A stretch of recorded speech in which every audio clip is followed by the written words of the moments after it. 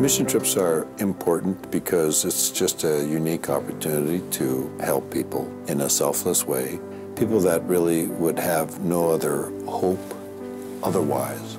These are patients that are poor and come from countries where there really is no social service or welfare program. And in many of the countries that we work in the Philippines, if the patients don't have money, they're not going to get their operation. They're peasants, they're rice farmers. If they're lucky, they're rice farmers. If they're lucky, they have some land. Could never afford the trip nor the cost of the health care, so it really changes their life. I'm Noni Labalan from Paranas, Western Samar, a retired teacher. My retirement was not designated by Department of Education because of my deficiency in sight. Now I'm suffering from poverty, discrimination, and a lot of trouble. But then, I do not surrender myself. I keep on moving. I keep on looking for somebody who will help me. And now, the group of yours was the one who gave us the blessings. Thank you, I must.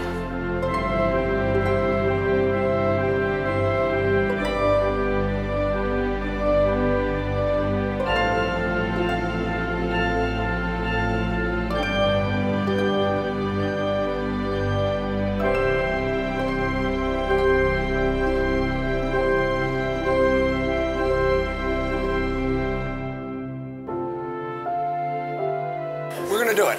Yeah, because it's probably a big pleomorphic adenoma. It rides up on top of the mandible, so it's not a deep lobe or anything like that.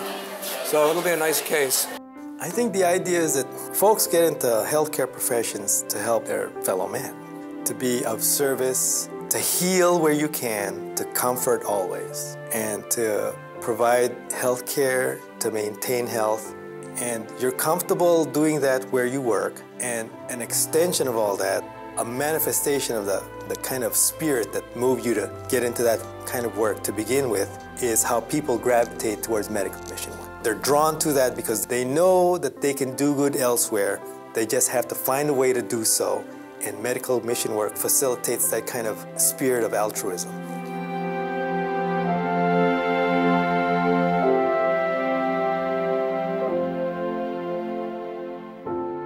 The vision to do something starts with one person, and then the expression requires that other folks agree, abide by the same spirit, participate in the same work, and go do the work that they are comfortable with and familiar with and would gladly do for free. When there is that difference in perspective that occurs to you, then you wind up doing it again. It reinforces that good feeling. It reinforces that you know you're helping your fellow mankind, and it becomes habit forming. It's like, well, you know, I know this is important, I know this is a good thing. Next thing you know, they're bit by the same bug, and after a while you have a core group of folks who are engaged in the same mission. They have the same vision, they have the same motivation, they work together as a tight group, they get things done. When you have that kind of group of people involved in mission work, you can actually do a lot of good.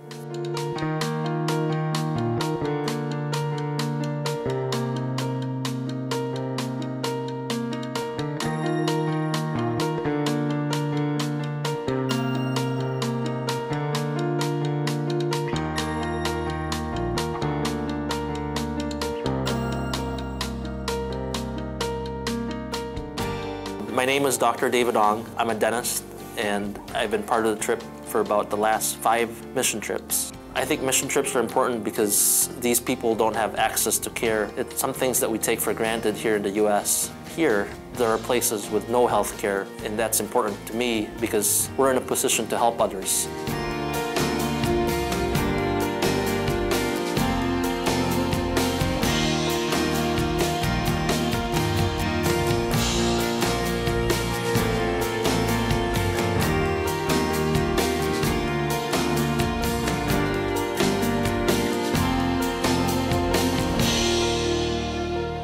Most Filipinos are grateful for what we do. Rarely would I find somebody that did not thank us. And you can see it in their eyes that they'll say thank you, and that's rewarding, I think. That's priceless. Part of being a healthcare provider is you should at least do a mission trip because you're blessed with these skills or at least the capabilities of doing one. Missions are really a work of the heart.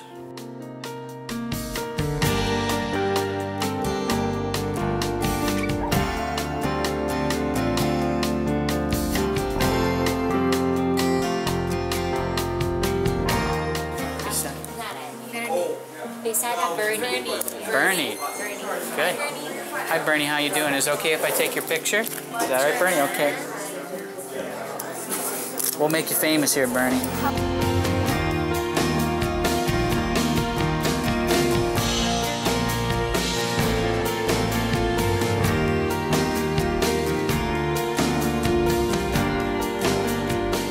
Sorry, Bernie. This smells bad. Big, deep breaths. This is an opportunity to do a fairly simple operation where you can overnight change the patient's life, where you don't need to have high-tech x-ray equipment or anything. It's just good anesthesia and some suture and good post-operative nursing. And overnight, the child can be accepted into the community. Well, it's always fun or special to be there when the baby first is seen by the mother. And they're always in tears. Sometimes they don't believe it's their child. Some don't think it's their child. They're just so used to seeing their kid with a deformity that when they finally see the child, repaired, there's disbelief it's even their child.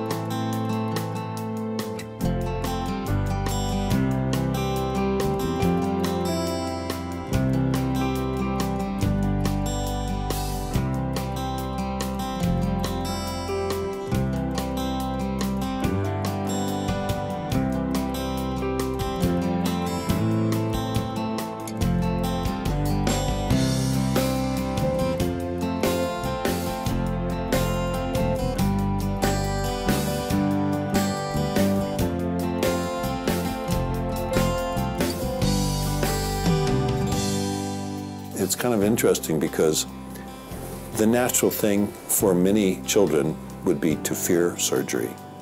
And yet we see many of the kids that have cleft lip that are a little bit older who are enthusiastic. They're excited about their surgery that day because they just know it's going to change their lives. I am a mother of Leonard Basherto.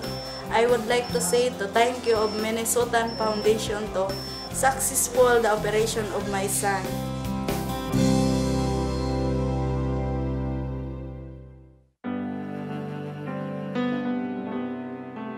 I have a woman in a ponytail that needs to go over for a consult for OBGYN. Okay. So if you take care of that, that'd be great. Certainly.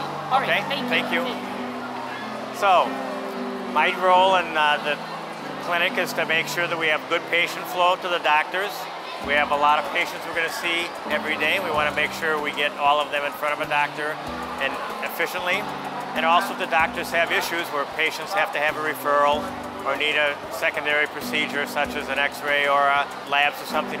We make sure that those people are well taken care of, know how to get to the hospital or are taken to the hospital, and then followed up with so that we make sure we do a good job of taking care of them. So the patients really matter. It's important that we really do a good job with them.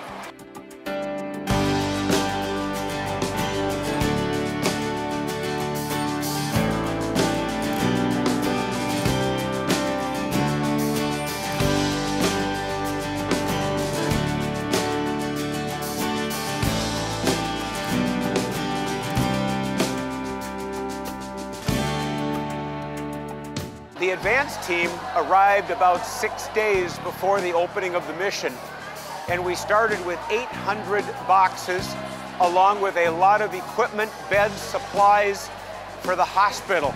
And over the course of 5 days, we distributed them to the various sites, Bruce leading the supply effort And we came in here into this covered area and set up for the outpatient where we will handle about 800 patients every day.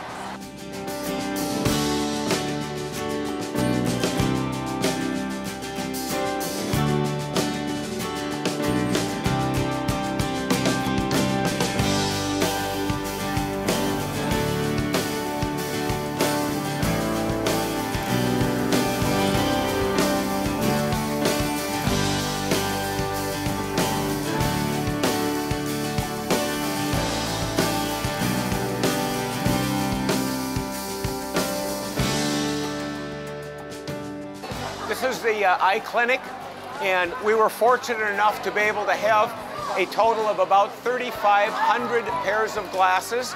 Many of them were collected by students and staff at Champlain Park High School and a number of community members that live in the Champlain northern suburbs, Brooklyn Park of Minneapolis. And they reached out to the community and were able to collect all of these glasses so that they could come here to the people of the Philippines who have very, very few glasses of their own.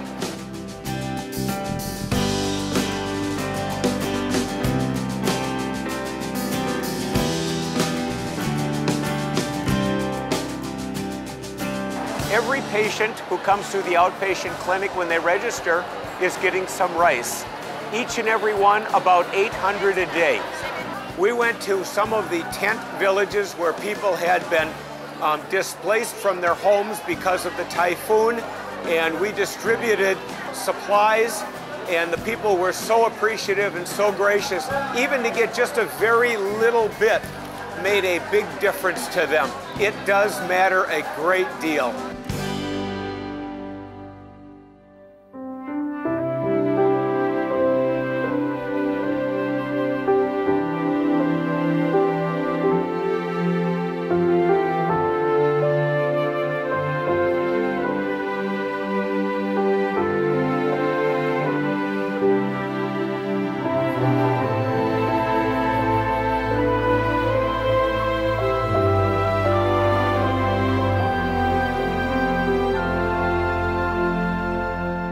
The amount of work to put together a team like this is unbelievable.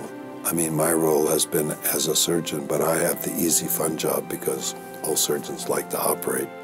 And fortunately, Teresa and Bernard have done so much work for the Philippine missions, it's almost a full-time job. And I also think it makes a big difference working with groups where they've bought their own ticket, they've made the sacrifices. It's a different feel-good feeling when you're with a bunch of people where everybody's made a sacrifice to be there.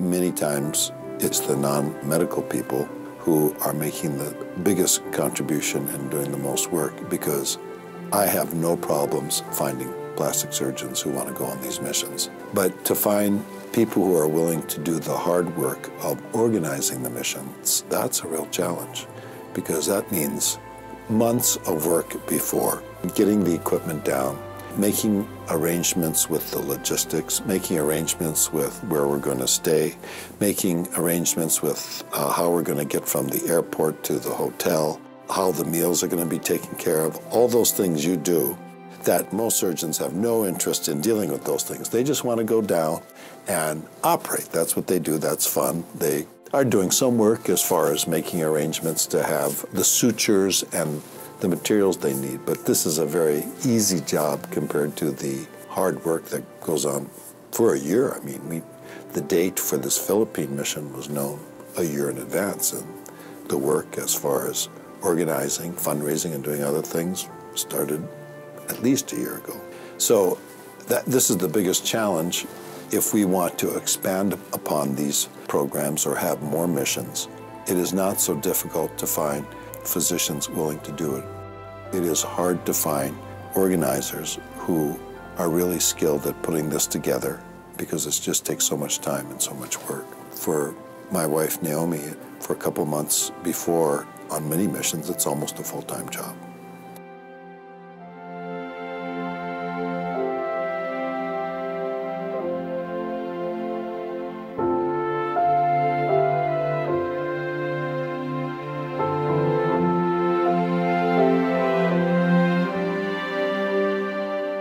So people wait a long time for mission groups to come by. And it's unfortunate because what happens is pathology can be pretty severe, pretty advanced, before medical help, surgical help can be given. But folks are very grateful, and I think that when that kind of news goes around, it generates excitement, and it just generates crowds that come on over to be treated, to be dealt with, cared for by mission groups.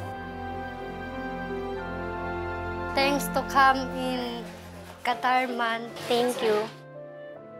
Many thanks, no?